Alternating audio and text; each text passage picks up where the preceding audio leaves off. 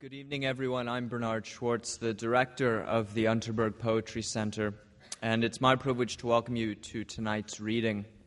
Mr. Naipaul will be introduced by his editor, George Andreu.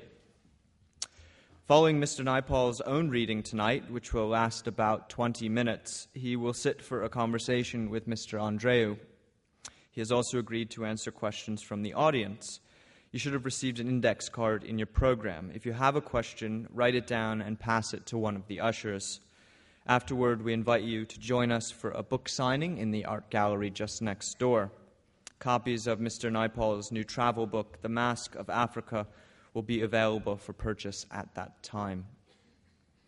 George Andreu is senior editor and vice president of Alfred A. Knopf. Among the authors he has published are James D. Watson, John Keegan, Adam Gopnik, Orhan Pamuk, and V.S. Naipaul. Please welcome him as he introduces V.S. Naipaul.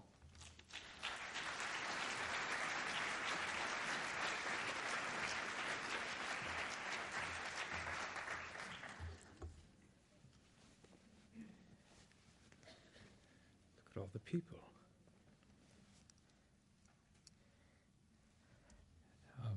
Thank you, Bernard, for inviting me to this venerable stage. And good evening, all. The 92nd Street Y, as you may know, has its pick of the world's talent. You really can't go wrong buying a ticket here. Even so, I would say that tonight's appearance of my friend and author V.S. Naipaul is an especially good value.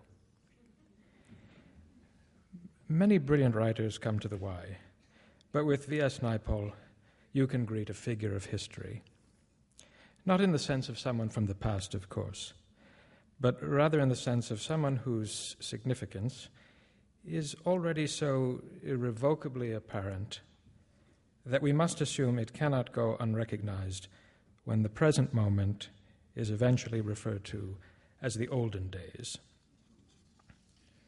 Now, I know this kind of claim is never an easy claim to make for anyone.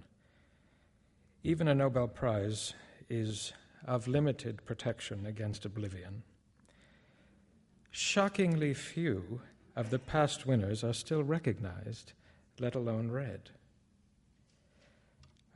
Since the first prize in 1901 went to the French poet Sully Prudhomme. Any Sully fanatics out there? Oh, go no. Well, that was in 1901. When it came to awarding the 100th prize in 2001, the Swedish Academy weren't taking any chances, and they chose V.S. Naipaul. Try as we might, it will be very hard to reach a point of cultural unraveling where V.S. Naipaul can be forgotten. With The Masque of Africa, his 30th book, Naipaul reminds us that he has no living equal in using the English language or in telling stories most particularly about the weight of history as it bears down upon individual lives and histories, and societies, rather. This is his great subject, both in his books of travel and in his books of fiction. And if you know of another writer who is such a master of both, but who isn't called Flaubert or Conrad, please send me an email. I used to say, please come see me afterwards, but people were doing that then. Sir Vidya's impressions of the world do not always make for welcome report. He goes where he goes without preconception. A place, and even more its people, strikes him, and then he writes. It sounds perfectly pure, an approach no one could quarrel with. And yet, a candidly observed reality can be very irksome. So it may be with tonight's topic. Africa's problems are a touchy subject, for good historical reasons. And religion is famously one of those things one is told never to discuss in polite company, although we seem to be doing a lot of that in America these days. So when I tell you that this book leads one to infer some connections between Africa's woes and Africa's religions, well, you might well worry about mixing combustible elements. To be safe, we have come to the why. Judaism being the only religion in Africa that is not somehow implicated in this book. And if you have friends or family in D.C., our next appearance will be at the 6th and I Historic Synagogue there. So, to our Jewish visitors, including those who know there is only the God of Abraham, but prefer not to believe in him, we say shalom. To our Christian, Muslim, and animist visitors, we say shalom too, and thanks for being such good sports about the metal detectors.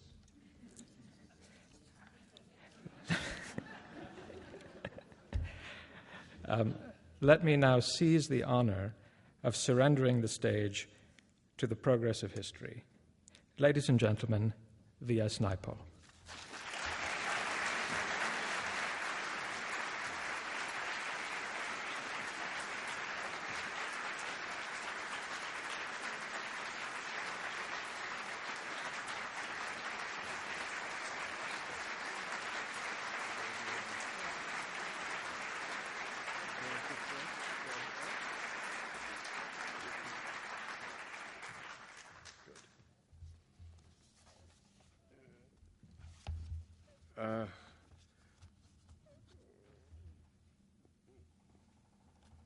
I want to introduce you to one of my informants in the Gabon, and he will describe certain aspects of the religion he admires, the African religion he admires.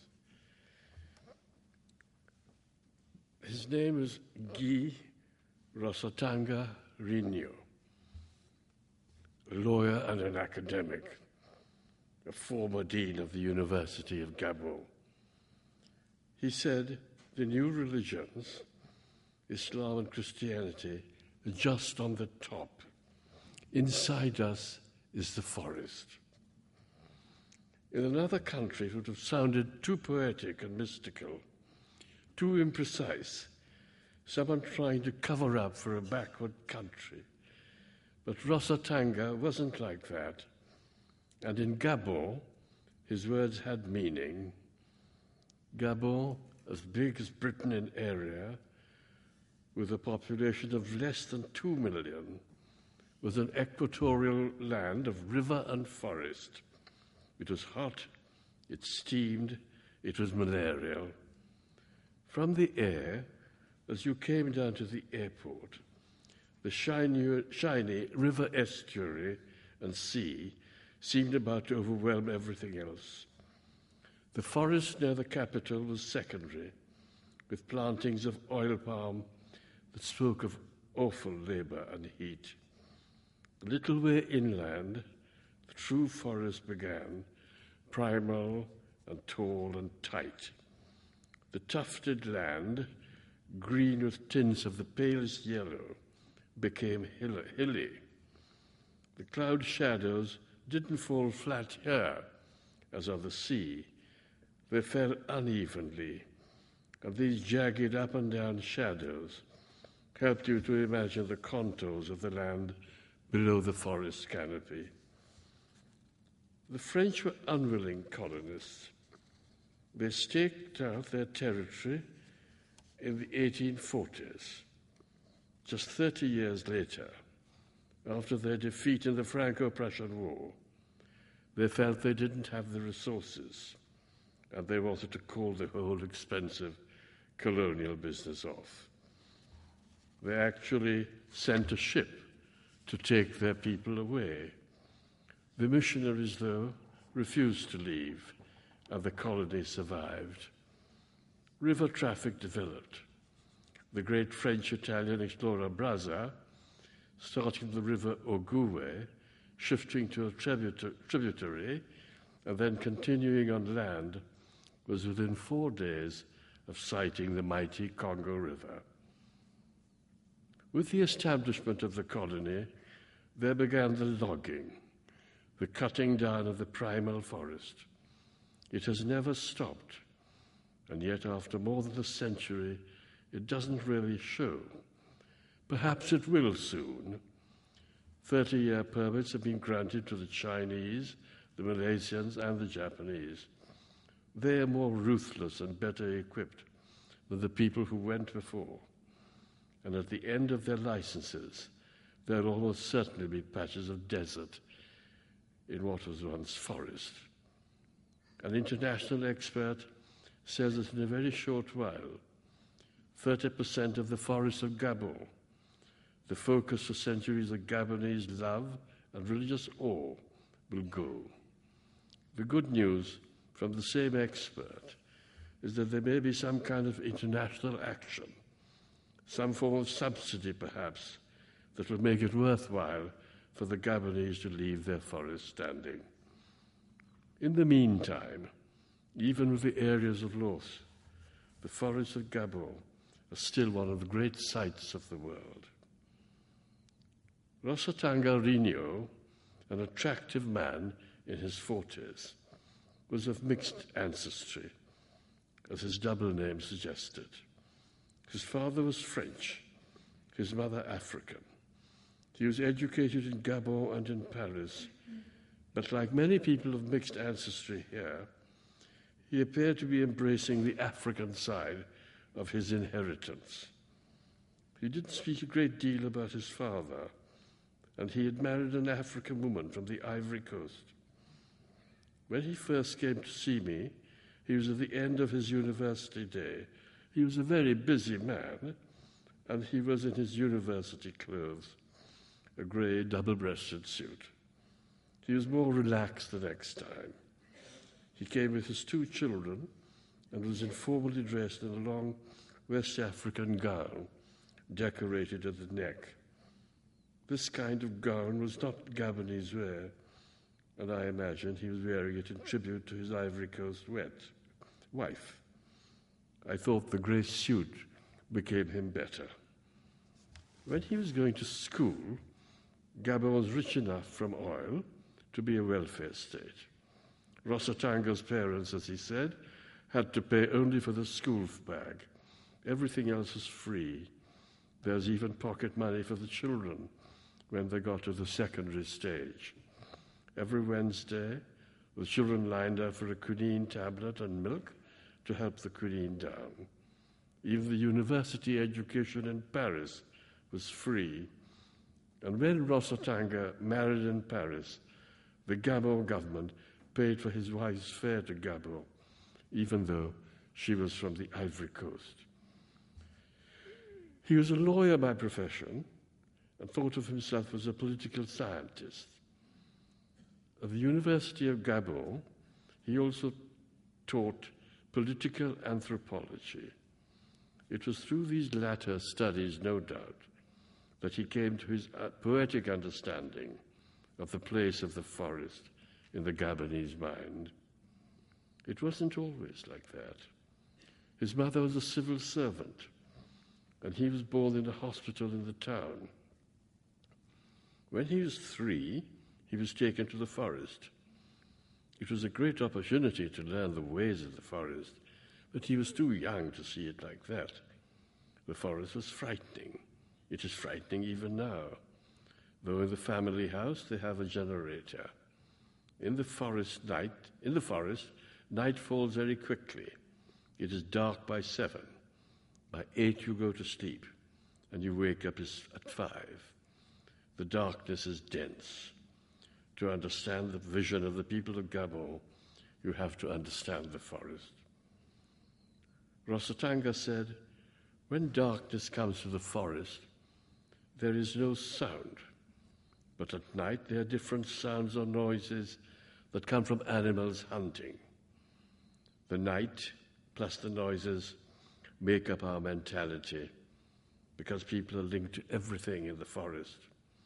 Thunder isn't just thunder, as it is for you. It is the voice of God. Try to understand that. In our village, the most terrifying creature is the owl. We are frightened of the owl because it is a manifestation of evil. If you are out walking and you see an owl, it is a very bad omen.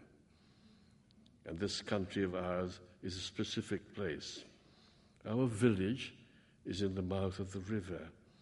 And even if we take a car, we will get nowhere because of the water and the condition of the roads.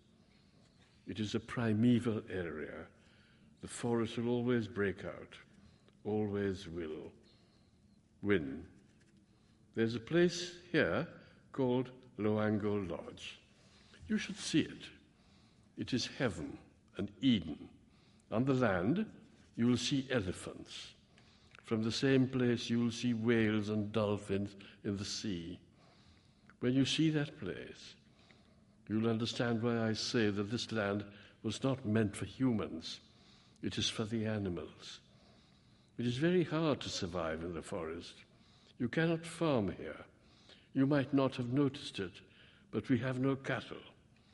Put these things together, and you will understand why this country, which is half the size of France, has a small population, malaria, sleeping sickness, and the hot climate. The French, fine engineers though they were, never built roads here. There was too much rain, Rosatanga said, too much water. It washed everything away. The French concentrated instead on air travel. The first railway was built in 1981 by independent Gabon. It was very expensive, and it was done against the advice of the World Bank. I asked Rosatanga, what is it like physically in the forest? He said with extraordinary passion, it is like a wall. At 50 feet you cannot see, as it is so dense and thick. Your vision is limited by the forest, and every one of us in the forest is small. I'll say it again. This land was not made for humans. You have to fight to survive. You don't know what will get you even in the river. It could be a croc, a water snake, or something living there.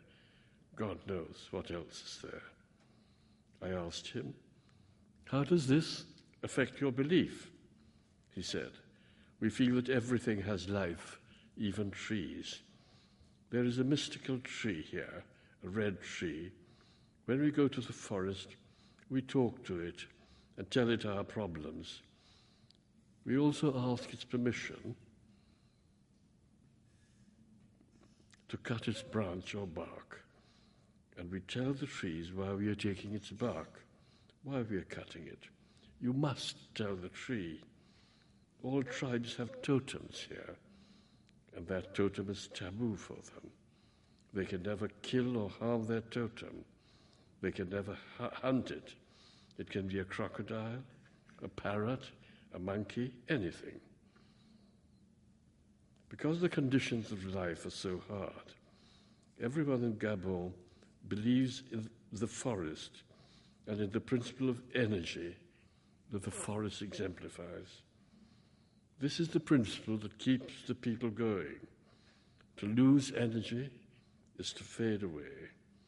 To revive is to get new energy from some source.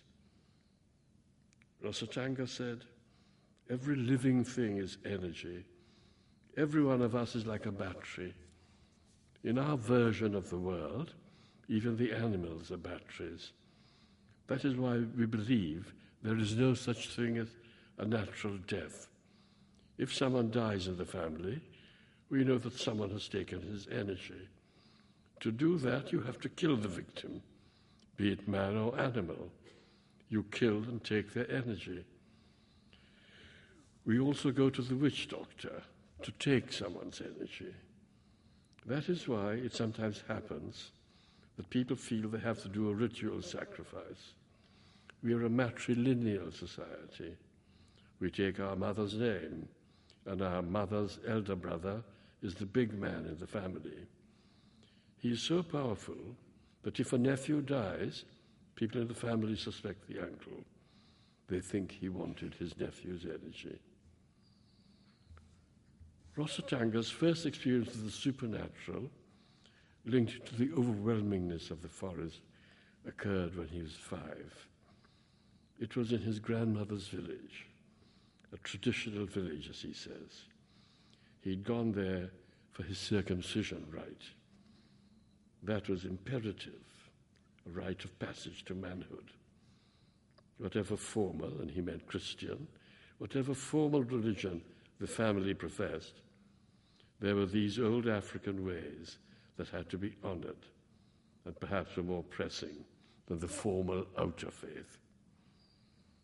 One day, during this visit to his grandmother's village, he went with his mother to a plantation, something much smaller, this plantation, than the English word, a family allotment, really, a vegetable patch. His mother was not familiar with the way, and when they were going back to the house, they became lost. They came to a clearing. It was a cemetery, but they didn't know. There they saw something very strange. 4 monkeys sitting with red bands tied to their foreheads. Red is a powerful color in Gabon. Only 3 colors are known: red, black, and white. Eventually, they found their way back to the house. His mother told the villagers what she had seen. The villagers said that what they had seen were not monkeys, but ghosts. Rosatanga said, "I wanted to get away from the village." But the supernatural began now to force itself on him. A long time afterwards, he went to his mother's village with an American friend, the son of a foreign friend of his parents. This friend was prospecting for oil in Gabon. When they got to the village, a man told them not to throw litter or in any way pollute the stream that ran by the village. A spirit or jinn lived there and didn't like the stream to be polluted. The Americans had said it was black magic and nonsense, and to prove his point, he spat in the stream.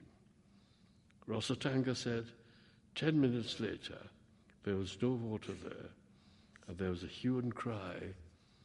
The village was up in arms, and we had to do a lot through the local traditional man to placate the jinn or spirit. We spent a lot of money, and after many ceremonies or rituals, the water came back just as quickly as it had vanished. So in spite of his ancestry and his Paris education, his analytical mind, and in spite of his fierce rationality in other fields, Rosatanga had become a believer in the magic of the forest, and, like other believers, had many stories to prove his point. He said, "There is another jinn of this sort in Lamborghini." Lamborghini, of course, famous as the site of the Schweitzer Hospital. The jinn lived in the river. You needed a ferry to cross the river, and the government decided to build a bridge. The old people in the area warned the engineers about the jinn and told them they should ask the jinn's permission first. The engineers, who were Dutch, just laughed and carried on. Every day a worker died. People became very frightened, and even the engineers thought they should stop the work. They said they would bring an exorcist along with the local witch doctor to placate the jinn. They went and brought a traditional doctor, and he performed many rituals, and they were finally allowed to build the bridge. I believe these forest spirits, said Rosatanga, are linked to the psyche of our people, even if they live in the city. This is one reason why the American evangelical churches have been so successful here. They also invoke the Lord's Spirit to remove the devil. This is like what we do when we go to the witch doctor to remove the devil. The principle is the same. The common ground is the spirit. I asked him if he could define the religion of the forest more closely. He said in a precise academic way, "We cannot call it a religion. It is a set of beliefs. We don't pray to God because in our understanding, God is not accessible to humans. It, and Rasatanga meant the idea of God, has many other problems, and he has no time for humans. In Forrest's belief, the organic world, the world that matters, was like a pyramid. The first level are the minerals and ore, the second level are the trees and flora, and the third level are the animals. The fourth level are the human beings. If it had stopped there, it would have sounded like a version of the Elizabethan chain of being. But Rasatanga went on, and it soon became clear that this concept he was expounding was a local one. He said, in the human beings, you have divisions. Children are spiritually stronger than the middle-aged, who are useless and blind. The elderly, like the children, are spiritually strong because they are about to go to the new place. Children are strong because they have just come from the new place. They are pure and still have the sight. They can sense evil as they have an open mind. Sometimes they cry because they see too much. And then you have to take them to a strong traditional master. He places a stone on their forehead to stop the sight. But you have to be very careful, because too much of the stone can turn the child into an idiot. As for the old, they are special because they have power, and they are close to the ancestors. Only the ancestors can intercede with God. You have to keep the bones and skull of your ancestor and feed it rum and talk to it when you're in trouble. This was what Rasatanga himself did. So in this matter, at least, he was not talking with the distance of the anthropologist. He said, before leaving the village, I go and put alcohol and food on my mother's grave and my grandfather's grave. I liked him for saying that. Were there other ways of worshipping the ancestor? Rasatanga said, every family has an elder who can talk to the ancestor. There is one man in every family chosen for the job. This elder keeps the bones and skull. The way to worship is through initiation. Initiation is a fundamental rite and practice. I had heard much about initiation. Everybody in Gabon talks about it, or so it seems. It requires a master, an all-night ceremony with dancing and drumming, and eating the bitter root of a hallucinogenic plant, the iboga. The rite is secret, and even at the end of my time in Gabon, I didn't feel I'd begun to understand the idea or importance of initiation. I wanted to know whether in this ritual of honoring the ancestor, there's also contained the idea of virtue, the good life. Rasatanga said no. The ancestors are there only to provide answers for your problems and give you what you want. And about initiation, he said, you have no say in the village or its matters until you are initiated. To be recognized as a man, you have to be circumcised in the village, and that itself is a ritual. You take the child's foreskin and bury it in the ground. Then you plant a banana tree or sucker. This is the boy's banana, and you watch it grow. When it gives its first fruit, there's a big ceremony, since the banana is a sexual symbol of the boy's manhood. The boy will eat the first banana, and the rest of the fruit is rubbed all over his body. No woman must be nearby or see this ceremony. I asked him, are you saying that if you follow the various rituals, you need not be afraid of the forest? He said, you remain afraid. Initiation and ritual only give you a path through the forest. You are not protected against others, women especially. Women are very important in this society. They are the real power. A woman may not exercise power, but she gives it to her son.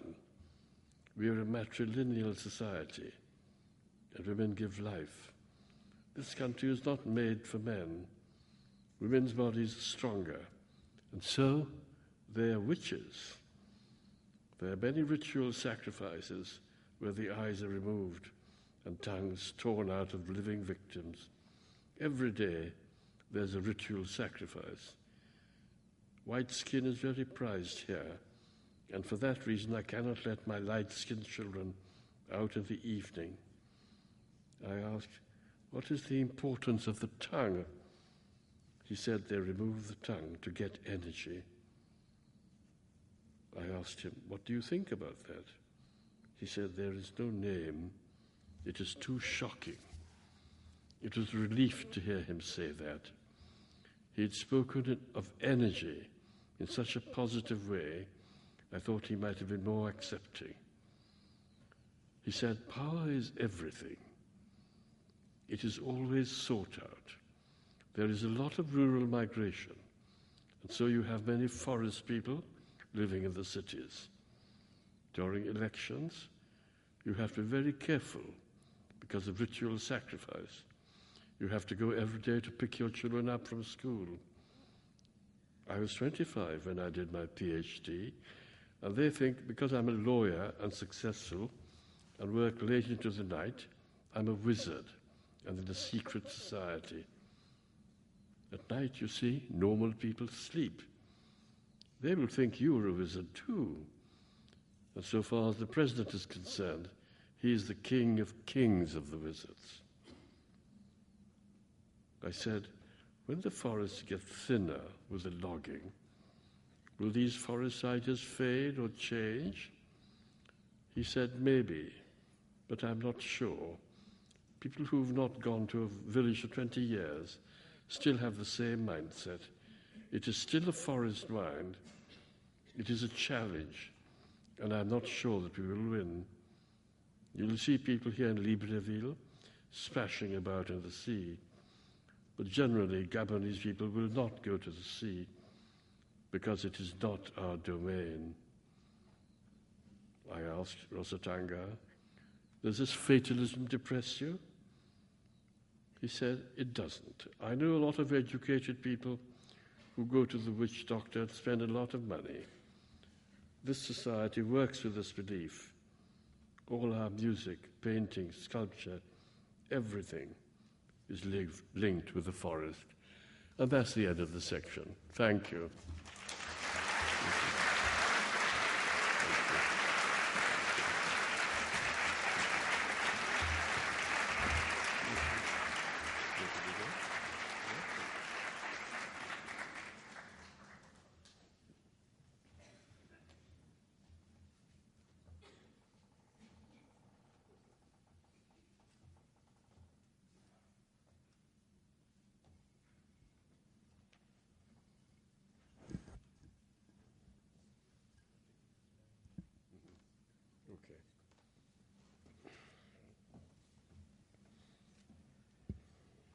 Hello again.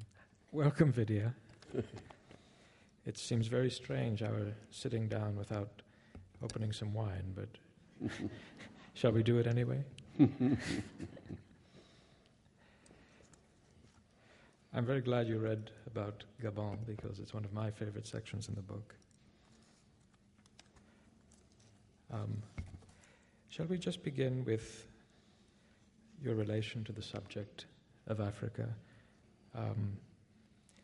You first went there in 1966, and you've written several novels set in Africa, In a Free State, A Bend in the River. Half a Life is partially set in Africa. At some point in the book, you comment that you really have to know a place to do a novel set there. Now, you've done some very famous essays about Africa too, but why is this the first book of this kind that you've done about Africa, such a big subject? I think because I'd done all of this work before, yes, I felt I knew a bit more than I thought I did, in fact. And I thought, even after I'd begun the book, if somebody were to ask me, why don't you write a book about African faith? I'd have said, it's too hard, I can't do it. But having begun it, I was able to refer to lots of bits of knowledge I had during all the various periods of travel I had there. So I felt more secure to do it like this, in this way. So you had a depth of awareness. Absolutely. And it was reactivated by these travels. Yes. Now, your first experience was in Uganda, and you taught there. How did you arrive at the other destinations? We should. I brought a map because I have an American's sense of geography, and I just wanted to be reminded. You go to Uganda, you go to Gabon, as we have just heard, you go to Nigeria, Ghana, the Ivory Coast, or now it's called Ivory Coast, and South Africa. What's the link? I would like to do other places as well. I'd have liked to go to the Congo, and if then that failed, of course, because of the political situation. Then I thought I'd go to Angola. But it's almost impossible to get a visa. These things stand in the way now of inquiry, visas, and the... So it's logistical problems. Logistical problems. That's it. Even and for a writer like and you. Government problems. And government problems, yes. The form of the book, I don't think one can fail to notice, is reminiscent of two other books of yours, Among the Believers and Beyond Belief. These are your two books, of course, of travel among the converted peoples of Islam, that is to say, the non-Arab Muslims. There is Islam in the countries you visit as well, but these are not wholly Islamic societies as you experience them in these other countries. How is the Islam of sub-Saharan Africa a different experience from the Islam of the Asian experience?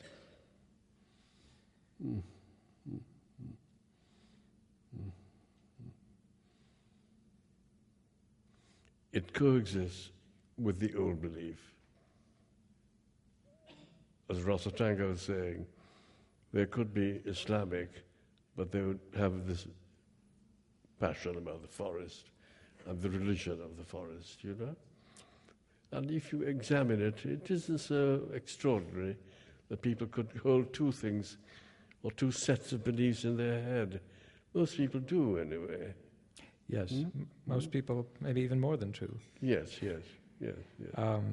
There's a very difficult thing about internal coherence about what one believes. You can ask someone, what do you think about this? And it doesn't square with what they think about that. Yes. We're comfortable with that in the modern world in some way, it seems. Yeah. You describe the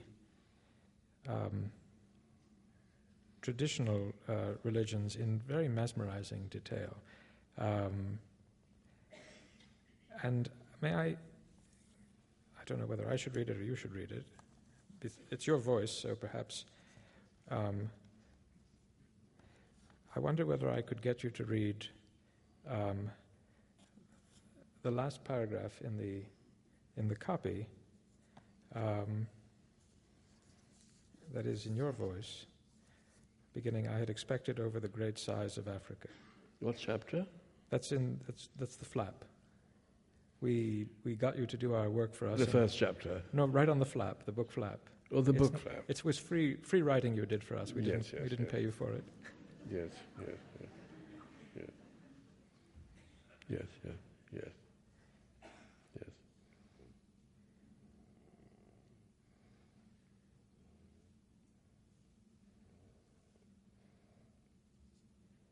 Which paragraph did you have in mind? It's the last one I had, the second to last I had expected.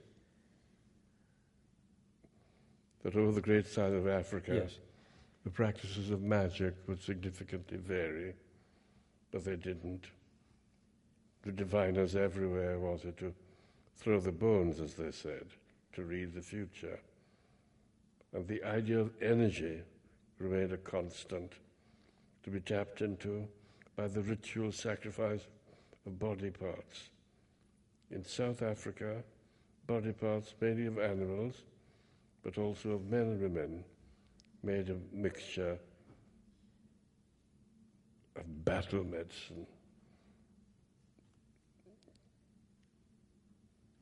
To witness this, to be given some idea of its power, was to be taken far back to the beginning of things.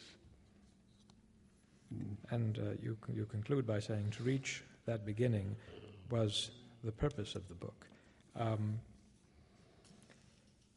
Do you think I did that? I think you'd... Well, I think it would have come up in... No, I think you very much did. But I wanted to emphasize the point of your having expected to be struck by more difference than sameness. Mm-hmm. And it was really a surprise for you to observe as much similarity as you did. And you know, that runs against our notion of, the great specificity of cultures. But we can't really make sense of cultures in their specificity unless we know how they relate to one another.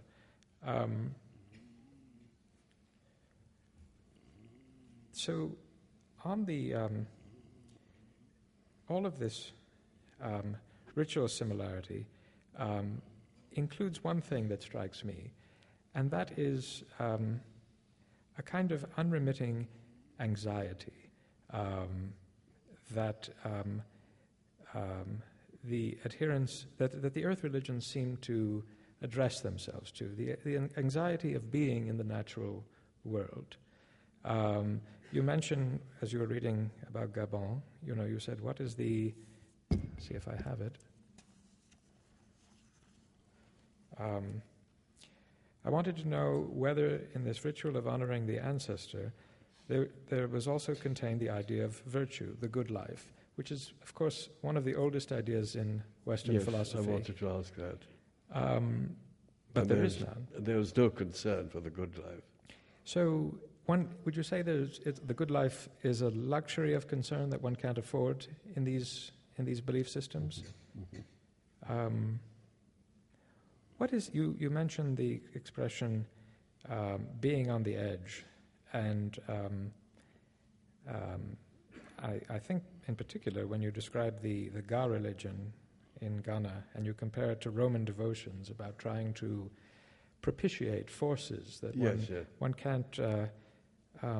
Could you speak to the effects of that kind of anxiety upon an individual psyche and a social psyche? What does that do to a society? What does that do to the individual spirit?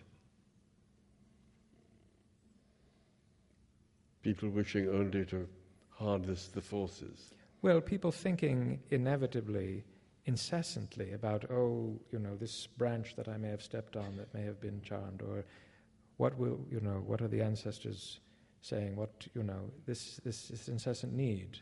I think it's very limiting. It's very limiting. And I think it limits people. I think there should be a section of belief that people have in their heads which makes them strive after the idea of goodness and virtue, however absurd it might appear, or far away from current concerns. And how do you suppose that is it so to speak the nature of nature in these places that these earth religions simply don't engage that subject? Is it survival? When you describe it, what is it like in the forest? It becomes dark at 7:00. You can't see 50 feet in front of you. Yes. Is it because of the elementalism of existence? That is what I heard this about the desert a long time ago. How can someone in Mauritania sitting, someone who's a slave perhaps, Yes. sitting with her back to a kind of sandstorm, surrounded by sand. How can they have some larger idea of the world? And you have to say, yes, it'll be very, very hard. We can't deal with that. We can't deal with it.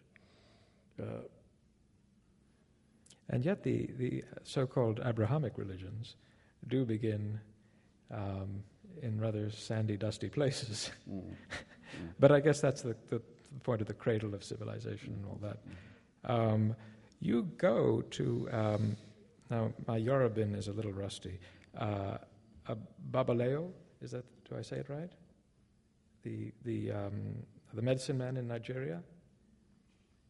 Is that the word, Babaleo? Babu? Babaulo. Oh, yes. Babalawo. Babalawo. And to sort of see how he goes about his business, you ask him a kind of question, such as an ordinary person might ask him. What did you ask him? Well, I was slightly put up to it, I asked him, will our daughter get married? And he said, very honestly, oh, goodness, I thought only black people had that problem. And then he went on, of course, to say in his way, of course you'll get married. There are certain rituals which I could do for you, which will bring it about. Quite expensive rituals, but there we are. But probably it was wrong of one to play with him at that stage. Probably one should have taken a genuine request to him, Well, but he was very surprised when you replied. He explained to you the necessity of these rituals to prevent the catastrophe of an unmarried daughter, and you said, you told him, in fact, you were hoping your daughter wouldn't be married. So one was playing with him a little. I think at that probably point one he must have shouldn't known. do that. He One must have shouldn't do known. that in these inquiries.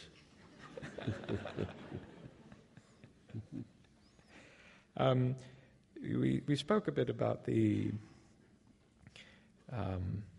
what you call the half and half way of being, which is not, of course, a thing for your coffee. It's partly in Christianity, partly in the animism, or partly in Islam, and part. I had the impression, though, that the varieties of Christianity to be seen on the continent were a bit more syncretic than Islam. Although what you described a little earlier would say that you could be a Muslim and you could still have a hand in these other things equally. But I'm taken back to the prologue of Beyond Belief and what it says about Islam. May I read it a little bit? A convert's worldview alters. His holy places are in Arab lands. His sacred language is Arabic. His idea of history alters. He rejects his own. He becomes, whether he likes it or not, a part of Arab history. The convert has to turn away from everything that is his. The disturbance for societies is immense, and even after 1,000 years can remain unresolved. The turning away has to be done again and again. People develop fantasies about who they are and what they are. Now, that's the terrible thing about Islamic fundamentalism now. Yes. You can't ever be fundamentalist enough. You've got to do it again and again and again. And they take simple things like whether you like flying kites in Easter. Yes. That's a bad sign. If you like flying a kite, you're you're well on the way to being a kind of heretic, Right. you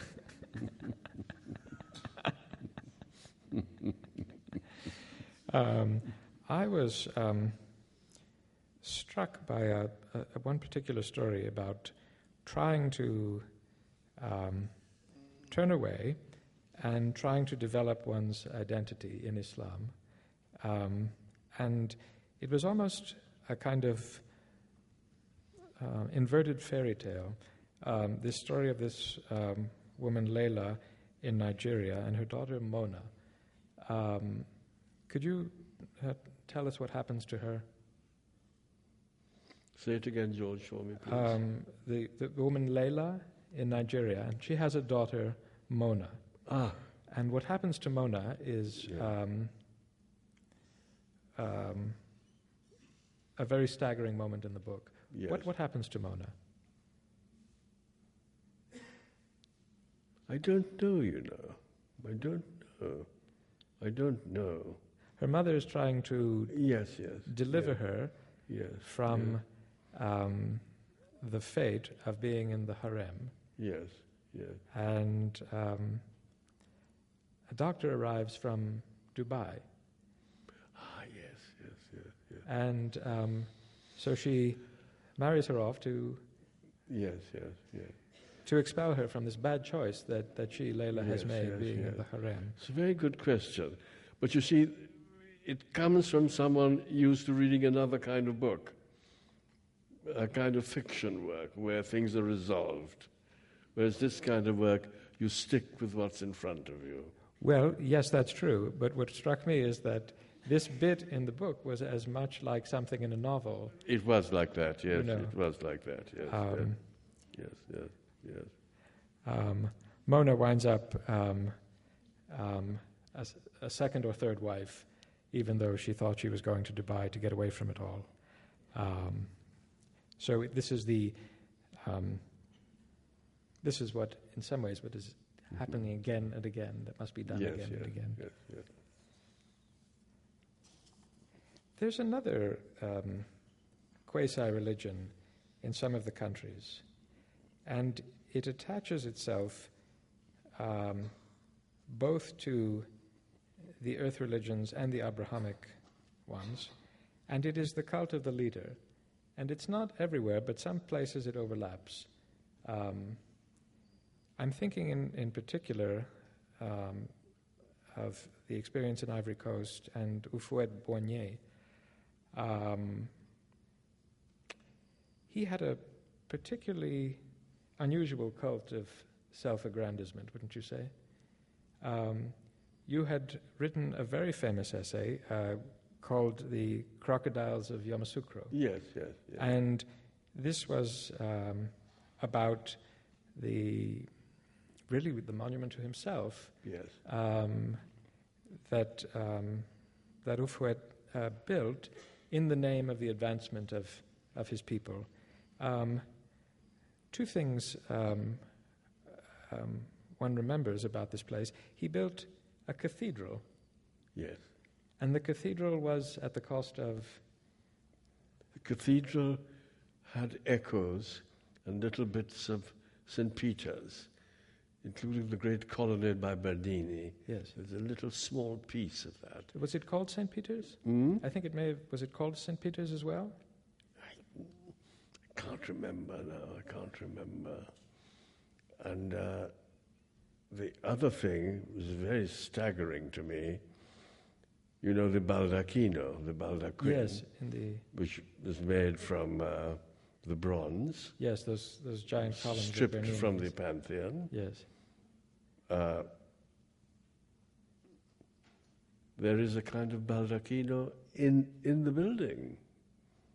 Not at the end as you look down the aisle, as it were. And there's all the stained glass and everything. So it's quite absurd. And but I think I don't know, people say you can't say that. Thank you. You can't run people down like that. This is where, education and good behavior and everything gets us all into a lot of trouble. Right.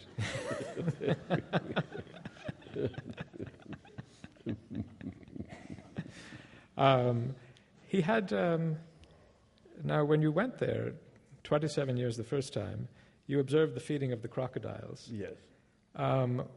What's happened to the crocodiles since then? I thought the crocodiles are having a rough time.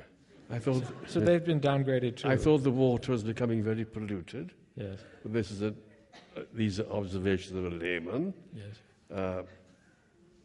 Were they still getting the live chickens? I don't know whether they would do that or whether the place had become too poor to feed chickens to the crocodiles. I don't know. But the people weren't interested any longer.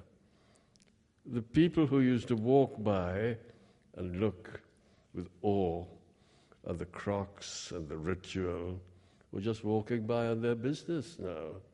So it was a case of Ozymandias. It was, yes.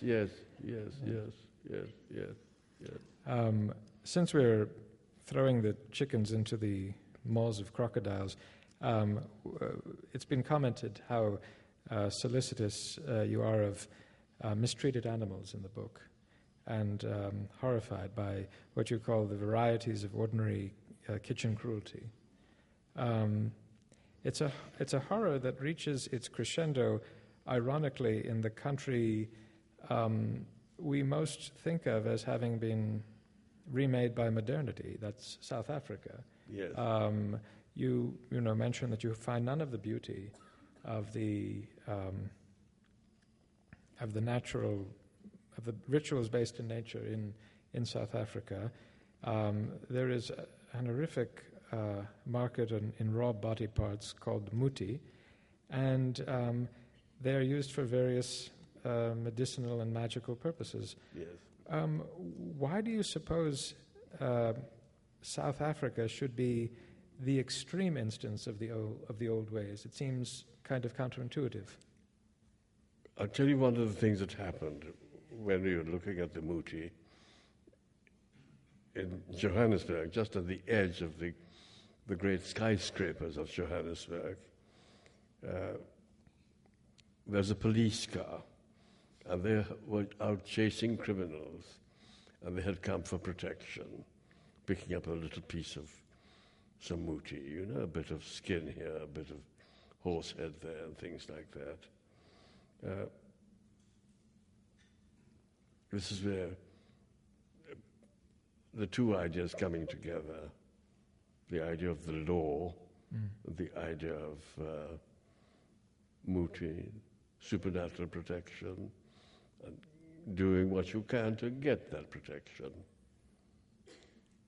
I don't object to it terribly. It doesn't worry me. It doesn't worry me so much.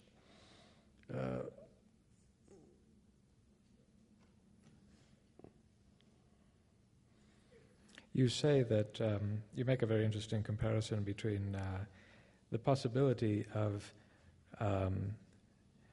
rebuilding that part of Berlin that was under communist rule, returning it to something, and then trying to recover that part of Johannesburg that has fallen into slums and so on after the end of apartheid. Yes.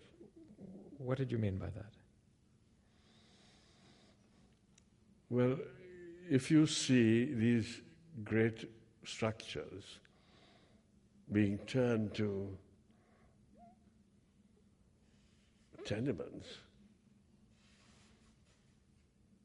it's unnatural. You worry about it. I can't live with the idea that this is a natural progression.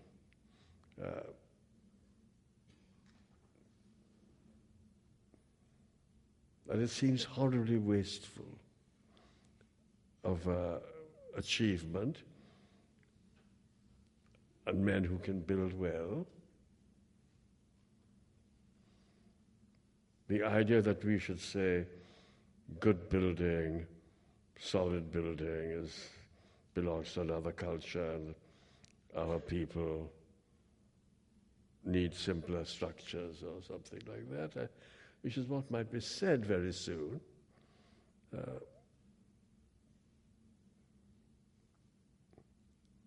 I think that is what I meant, the wastefulness of it all. Although, the Afrikaans writer, very charming and wise man, Riyad Malan, big name in South Africa, of course.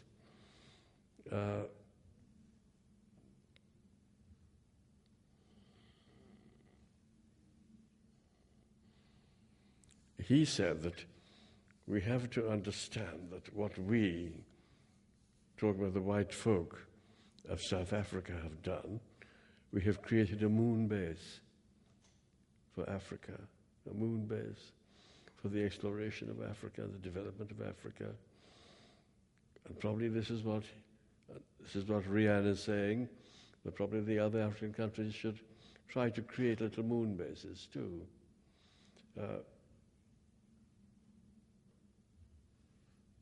It's a great problem. It's a great problem. He mentions, there's a comment of his,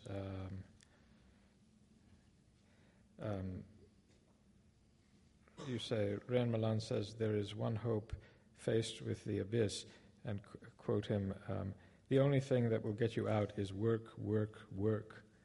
Yes. What would that mean? That would mean work as we understand it rather than... Yes, but you see, I think there's a flaw in the thinking there, because you have very simple people, peasantry, who can say they've given their life to work, work, work. But they've been working at a kind of idiotic level, Not very important. Most people are. Yes. So Rian's idea of work, work, work will be the solution. It depends on the level of work. It means on the nature of work. The context. You have to have a kind of... It's a romantic idea people have. They say, I've spent all my life working, and look at me. And look... Look at me. It's one of the great themes of your writing, this notion of the universal civilization. Yes. It's something to which I don't know that you ever described it before that address you gave called Our Universal Civilization. Is that an expression you had before, or? It is entirely my own invention. But on that occasion, so it's of late. It is my of late origin. I did it was a speech to a kind of right-wing institute called the Manhattan Institute. Right. Well, they have to talk to them too. If anyone who hasn't read it, I do recommend it as a kind of celebration of what is valuable in the modern world. But the idea came out of the thoughts, and so it was there. It was contained in what was said. Yes. It wasn't applied. No. It wasn't.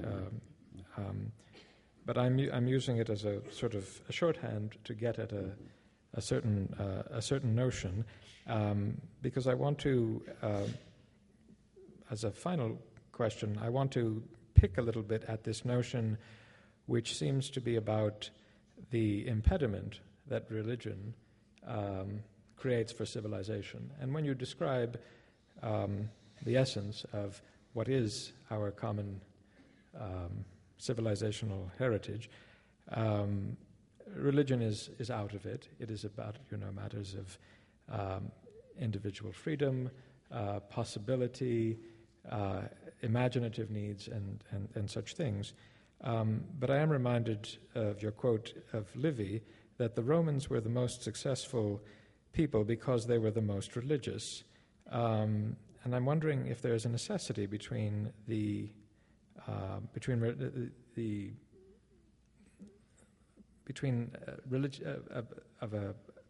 an impedance of civilization by religiosity, because I'm wondering, hasn't the West, for instance, succeeded on the strength of these types of precepts with which we associate this great civilization? Aren't they ultimately derived from a religious tradition? Mm-hmm. Now, Europe is gone mostly secular now. It's important to remember that Livy's idea of the religious life, yes, which the Romans have been living, we'd be horrified by it. Means sacrificing all these animals. Yes. At the altars, and then roasting them and eating them, You are an animal lover now.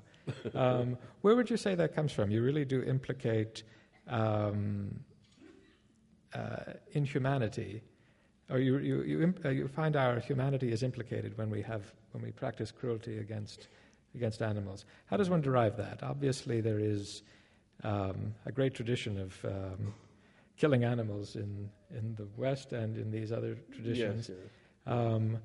What is the derivation that to be human, to have humanity, is to be possessed of feeling for animals?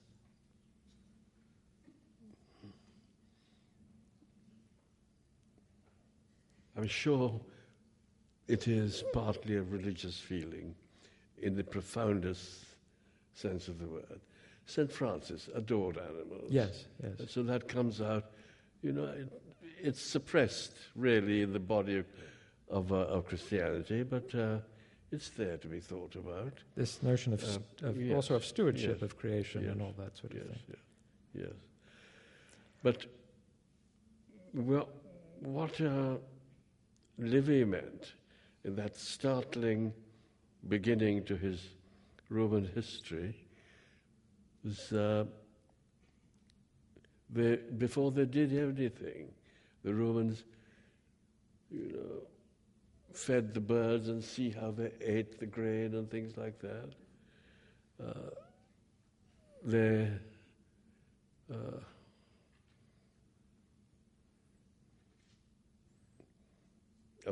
opened birds up to see how the liver was shaped and things like that. The invisible world was knowable by augurs. Yes. So that was his idea of a religious life. That before you cross the river, you kill a bird or two and see what you should do.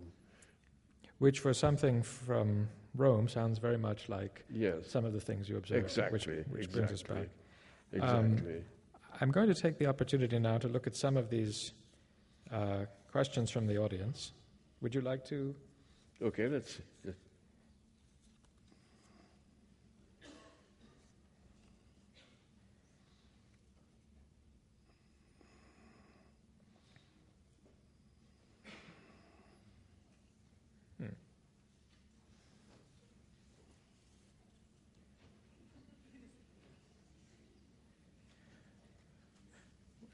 Well, this is a short answer. Let's start with that.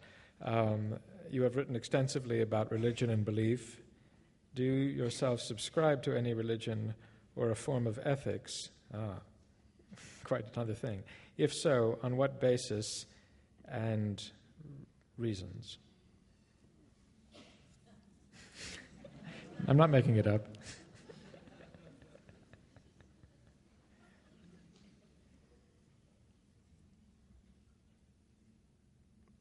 I have no religion. But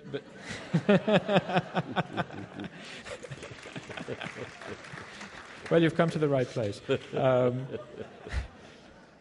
But you're deeply ethical. The writer of the question wants me to defend my position if I had a faith, Well, I actually have none. But it's one of the things that, America's a very religious country.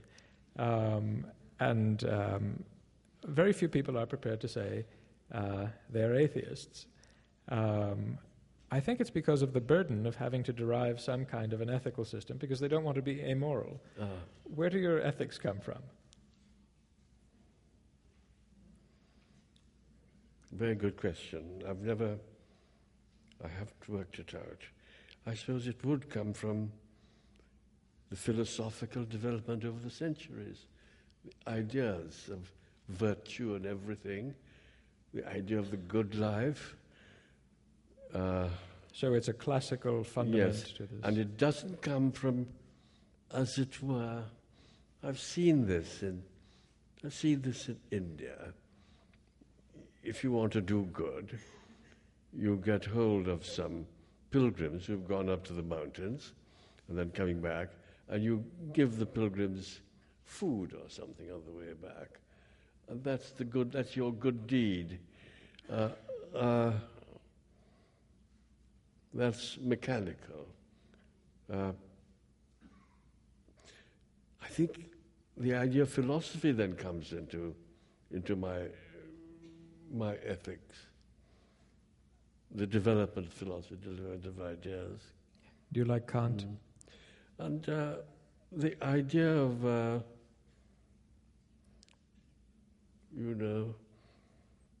well, we got to just jump to religion again in another way. Do unto others as you would have others do unto you. It's a kind of great precept. Great precept. Of kindness and everything. I know it's religion too, but that's a big thing. So it's part of the accumulation of human thought on the subject. Yes. We are all inheritors of this accumulation. Yes. Let me see if I can find another one.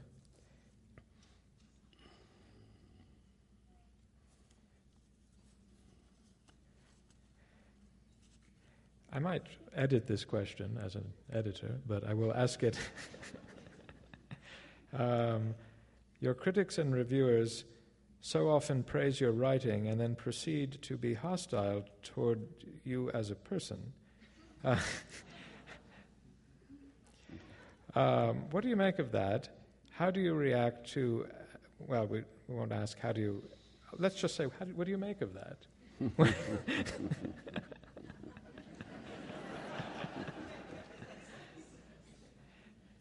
And I might ask you if the experience is different, the experience of ad hominem attack, is it different in America as against where you live in England? It's begun to change in England, really. It's become I don't know, kind of the left have taken over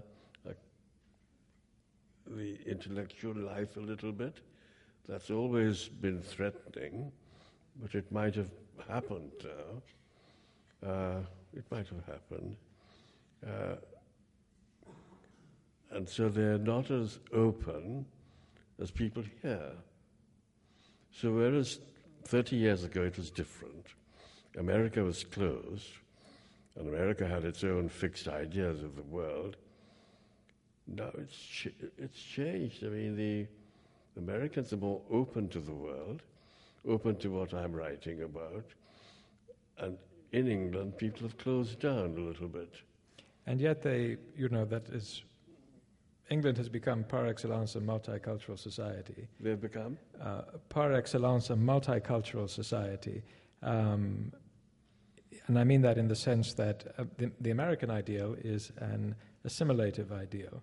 Assimilation doesn't seem to be much of anybody's concern in Britain, is that right?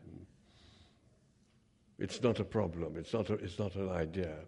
It's not even an agenda item. No. But I've lived now for long with this idea that I'm working in a country which is not interested in what I'm doing. Well, I'm a publisher in America. So there are all kinds of disciplines the writer has to learn, and that would be one. You just do your work. You do your work, and you yes. expect trouble, you know. Well, we'll give you no further trouble tonight.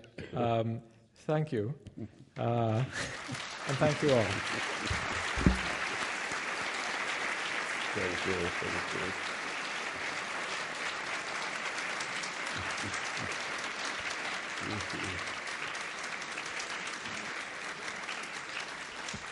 you. They've been a very good audience, I think. They've been a very good audience. And George, you read so many things. You read it all so nicely. Well, thank you. You were responsible too. Thank you. I think we'll be repairing to the signing room now. Okay. So- Okay.